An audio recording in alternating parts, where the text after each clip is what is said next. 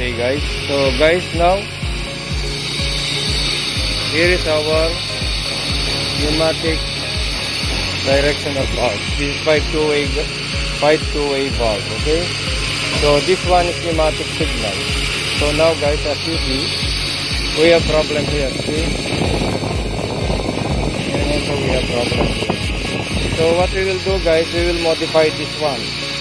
Actually this one, the signal is coming from that 3-2-way valve solenoid. So what we will do, we are going to replace this 5-2-way valve. We will put the solenoid here. Okay guys? So guys, now preparing the new solenoid valve. Okay? So this is the old one. Okay? So this one signal for close. This one. Going there guys. It's for close. Okay? So we follow that one.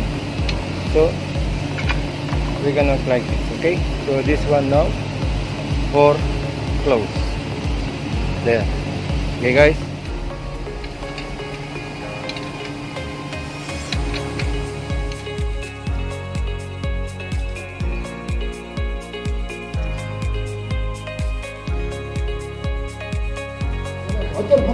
so this guys how to override this one.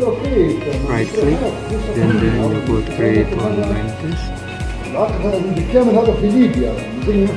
now it's true. Like this one. Okay, now I will click this one.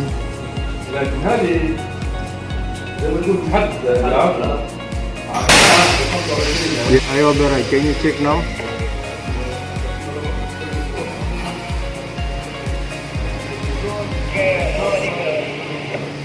Valve moving? Yeah, still opening, still opening. Okay, okay. Okay, can you start to override now? Override now.